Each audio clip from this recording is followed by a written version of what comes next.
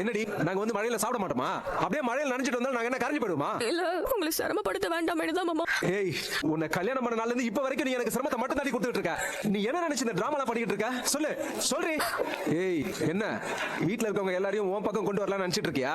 அப்படி உன் பக்கம் கொண்டு வந்துட்டா நான் அவங்க கிட்ட உண்மையை சொல்லும் போது அவங்க எல்லாரும் உன் பக்கம் வந்து நிப்பாங்கண்ணா.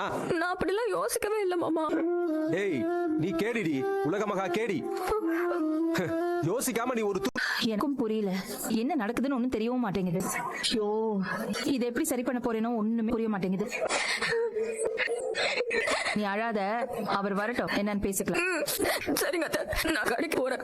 ஏய், நீ கடைக்கெல்லாம் ஒண்ணும் போக வேண்டாம், வீட்லயே இரு, புரியுதா? இல்ல, சாப்பாடு எடுத்துட்டு வரதா மாமா கிட்ட சொல்லிருந்தேன். நான் வருவேன். அதெல்லாம் நான் பாத்துக்கிறேம்மா. போ, உள்ள போய் ரெஸ்ட் எடு.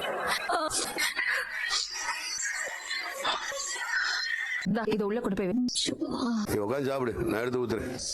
என்னங்க? ஆடா இரு. எல்லாத்தையும் எடுத்து வச்சுக்கிட்டு உட்காந்து சாப்பிடுறது இல்லையா? சாப்பிட்றப்ப நிம்மதியா சாப்பிடாம எந்திரிச்சு எடுத்துக்கிட்டு இந்த சாப்பிடு. ஏன் கோமதி, எதுக்கு மயிலி சாப்பாடு வேணும்னு சொல்லிச்சு? ஏங்க, உங்ககிட்ட சொன்னேன்ல புருஷனுக்கும் பொண்டாட்டிக்கும் சண்டை நடந்துச்சுன்னு. அந்த